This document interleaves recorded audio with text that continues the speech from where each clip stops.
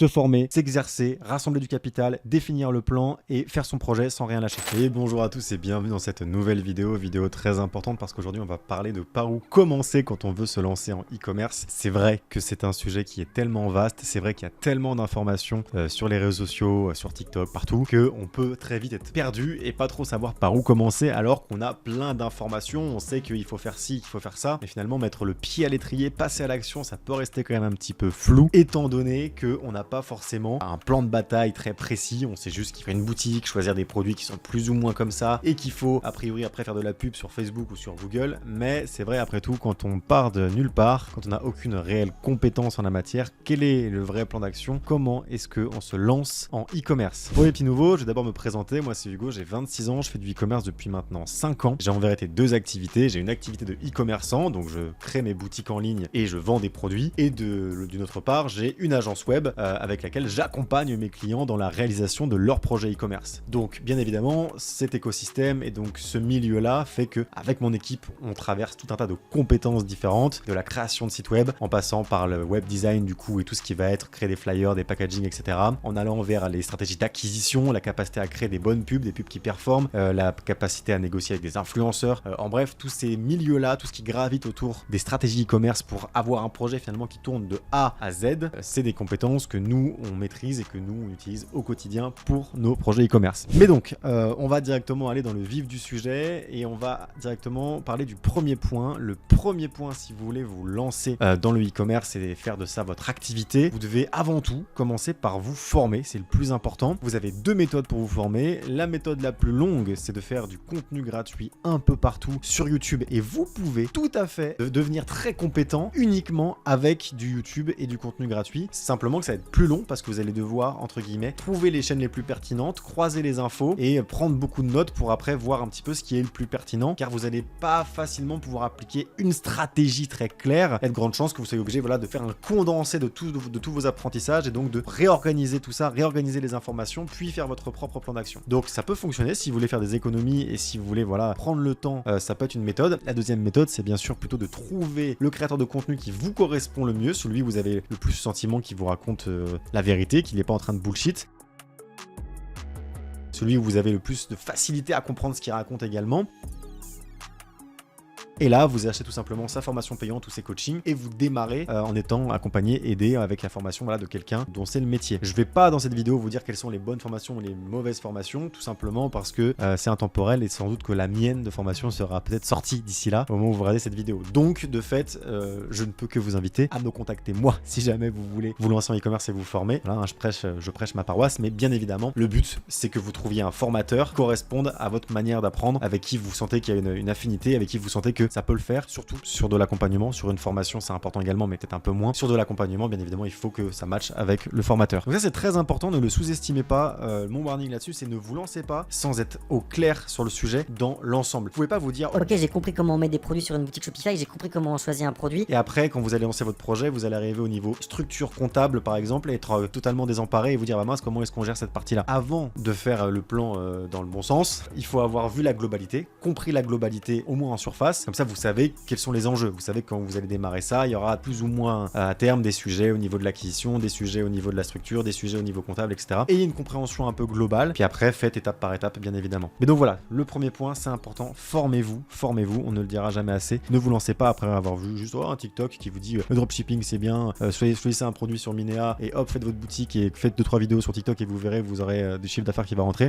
C'est pas suffisant. Si vous avez juste vu ça, c'est bien, vous avez eu un hook, vous êtes intéressé par le sujet parce que ça y est, vous avez vu quelqu'un qui vous en a parlé et qui a réussi à vous alpaguer. Maintenant, creusez avant de vous lancer. Toutefois, creuser ne veut pas dire ne pas passer à l'action. Moi, le deuxième point que je voulais voir avec vous, c'est qu'il faut absolument s'exercer. Et donc, pour s'exercer, c'est tout con, hein. Soit vous allez apprendre des compétences du coup en vous formant et vous allez proposer ces compétences en tant que freelance pour du coup peut-être faire, je sais pas, créer des sites web pour quelqu'un d'autre, créer de la pub pour quelqu'un d'autre, faire de la pub pour quelqu'un d'autre, faire des newsletters pour quelqu'un d'autre. En bref, bosser comme freelance dans le domaine du e-commerce pour monter en compétences. Soit vous faites vous-même un projet, mais un projet entre guillemets où vous savez que a priori ça va être un projet suicide, un projet qui ne fonctionnera pas parce que vous savez que vous n'êtes pas encore à la hauteur. Sur un malentendu, ce premier projet peut performer. La vérité c'est que dans 99% des cas, même les gens les plus déter, le premier projet est souvent un fail. Et donc vous pouvez dès le début, pendant que vous êtes en train de vous former, vous exercer sur un projet, un travaux pratique finalement. Faire directement voilà un site web après avoir vu une formation sur Shopify, créer votre site web, choisir vos produits, etc. Faire toute la formation, donc, en bref, passer à l'action jusqu'au déploiement de vos publicités, jusqu'à l'encaissement peut-être de certains clients. En bref, avoir tout le procédé de A à Z parce que si jamais vous passez votre temps à vous former sans passer à l'action, c'est contre-productif également. Donc vous devez forcément passer à l'action. Maintenant,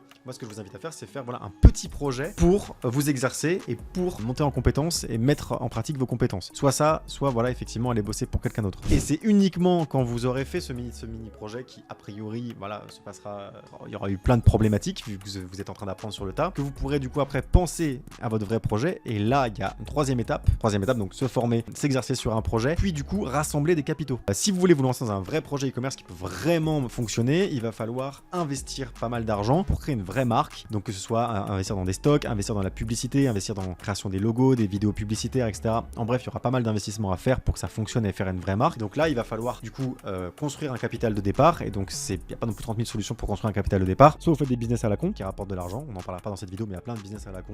Typiquement les rémunérations sur TikTok par exemple. Pour en citer qu'un seul, vous allez avoir le fait d'aller travailler tout simplement, vous allez travailler, vous mettez de l'argent de côté. Et du coup, comme on disait dans le deuxième point, faire du freelance. Faire du freelance du coup, dans le domaine du e-commerce pour à la fois monter en compétences, vous exercer et générer du profit. Commencez à comprendre qu'en gros, moi, ce que je préconise, au final, c'est vraiment de se former plus être freelance dans le domaine du e-commerce pour avoir et de l'argent et des compétences et au final être prêt à lancer son projet. Une fois que vous avez vos capitaux et que vous êtes formé, je vous invite à définir vraiment le plan de bataille de votre projet, une sorte de roadmap. Je vais donner un exemple un peu bidon, mais par exemple, si vous voulez vendre des cosmétiques, par exemple, voilà, avec comme cible les femmes, c'est directement vous dites, ok, la première étape, ça va être par exemple de contacter 15 fournisseurs différents pour voir quels sont les différents coûts, quelles sont les différentes options. Est-ce qu'il y a des fournisseurs qui font du dropshipping? Est-ce qu'il y en a qui permettent de personnaliser les produits? Est-ce qu'il y en a, ils ont une très bonne qualité mais ils sont très chers, etc. Et vous faites, voilà, la première étape, c'est trouver les fournisseurs des cosmétiques que vous voulez vendre, voir qu'est-ce qui est possible, avoir ses contacts, avoir ses premières expériences et du coup après tirer des conclusions sur bon bah ok. On a ce fournisseur français, il est génial. Par contre, mon produit, je le touche à 20 euros. Du coup, il faudra que j'arrive à le vendre à 50 euros. Est-ce que ça va être faisable, etc. Après, j'ai une autre option. Je peux avoir ces cosmétiques qui vont être fabriqués, mettons, en Europe de l'Est. Et du coup, bah là, est-ce que oui ou non je le prends? C'est beaucoup moins cher, mais je vais avoir un peu plus de délai de livraison. C'est moins qualitatif, etc. Vous devez faire un peu ce travail-là, du coup, au niveau de fournisseur. Ça, c'est la première étape. Ensuite, vous devez définir la brand que vous allez développer. Quelles sont les valeurs? Quel est le message? Quelle est la cible? Quelle est la typographie? Comment est-ce qu'on va parler avec les gens? Qu'est-ce qu'on va faire comme acquisition? En bref, vous devez voilà, faire une roadmap de toutes les actions que vous devez faire qui vont être nécessaires à la réalisation de votre projet. Cette roadmap, elle est importante car ça va apporter de la clarté. Derrière, que vous ayez envie de le faire, que vous soyez compétent pour le faire ou pas, dans tous les cas, vous avez une roadmap, vous savez toutes les étapes pour déployer votre projet, elles sont définies, elles sont claires, vous avez plus qu'à exécuter. Et du coup, que vous ayez envie de le faire ou pas, là c'est de la discipline dont vous allez avoir besoin, c'est vous faites les étapes et vous les faites bien, avec le plus de vigueur possible. Et si jamais vous sentez que c'est un truc qui est vraiment pas votre cam, mettons vous êtes vraiment pas doué pour faire des designs, vu que vous savez que c'est dans la roadmap, ça veut dire qu'il faut réussir à trouver du pognon pour le déléguer à un expert. Voilà, faire votre logo, faire votre charte graphique, etc. Si jamais vous n'êtes pas en mesure de le faire parce que vous faites un truc et vous voyez que c'est nul et que c'est important pour votre projet que ce soit bien fait, c'est-à-dire que vous devez le déléguer et passer par un expert. Et idem sur tous les points. Alors, si vous déléguez tout, ça va vous coûter cher. Donc idéalement, il faut quand même être compétent dans certains domaines. Typiquement, moi, je sais que sur la création de site web, je pourrais me débrouiller. Mais quand vu que je veux que ce soit parfait, dans mon équipe maintenant, j'ai un web designer et un développeur. Donc ensemble, ils peuvent faire le meilleur site web. Derrière, par contre, pour la stratégie, ça va être ma cam. Pour l'acquisition sur Facebook, ça va être ma cam. Donc ça va être les deux compétences où je vais vraiment intervenir directement.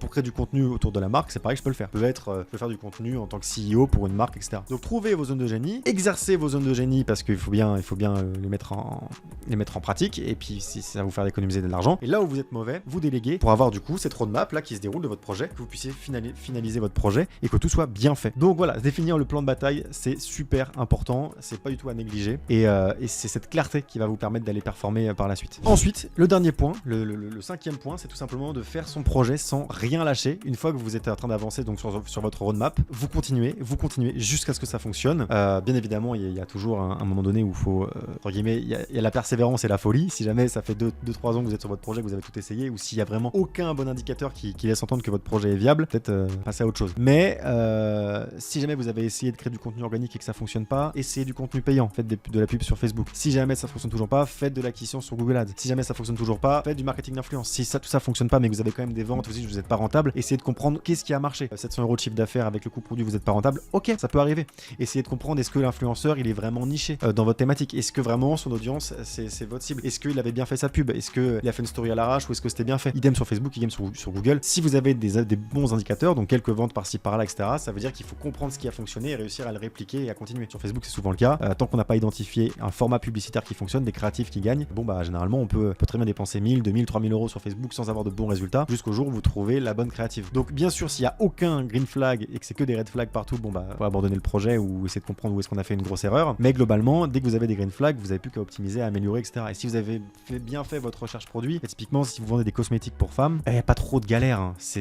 Il y a de la place sur ce marché. Vous allez réussir à le vendre. Après la question, voilà, c'est est-ce que vous avez fait un beau branding, est-ce que vous avez fait des jolies photos, des jolies vidéos, est-ce que vous avez réussi à valoriser votre produit, est-ce que vous êtes sur le bon prix. Tout ça est important. Tout ça, c'est des choses que vous pouvez corriger. Alors que effectivement, si jamais demain vous êtes en train d'essayer de vendre des tapis rouges et que vous vendez que ça et que vous n'arrivez pas à les vendre tant bien que mal, bon bah c'est possible que tout simplement le projet soit un peu bancal, quoi. C'est possible. Voilà pour le plan d'action que moi je déploierais si je devais me relancer aujourd'hui en e-commerce. C'est le plan qui fonctionne pour la plupart des gens qui arrivent à performer en e-commerce. Ils suivent ce plan-là ou en tout cas un plan similaire. Donc je répète, hein, c'est se former, s'exercer, rassembler du capital, définir le plan et faire son projet sans rien lâcher. Voilà, en 5 étapes. Bien évidemment, dans chacune de ces étapes, il faudrait décomposer. Il y a plein de micro-étapes, mais c'est ça la marche à suivre pour se lancer en e-commerce. Il n'y a pas de raccourci. C'est bien un truc que vous devez retenir dans cette vidéo, c'est qu'il n'y a pas de raccourci. Il y a trop de personnes qui vont se dire par exemple, oui, non, je vais pas m'exercer. Je vais me former et je vais directement créer mon vrai projet. Un truc qu'ils ont en tête, je sais pas, mettons, ils sont fans de sneakers, ils veulent faire un site de sneakers, ils disent, ouais, je me forme et je lance mon site de sneakers. Mais grand bien vous fasse. Allez-y. Dans la plupart des cas, ça échoue. Il y a trop d'enjeux, il y a trop de petites choses à savoir, pardon. Vous avez besoin de vous exercer, de comprendre tout l'écosystème. Vous avez besoin de baigner dans l'écosystème. Si vous avez un projet e-commerce qui vous tient à cœur, par pitié, prenez le temps de faire ces étapes-là et de vous exercer sur des projets bidons ou sur des projets de quelqu'un d'autre en vendant vos compétences.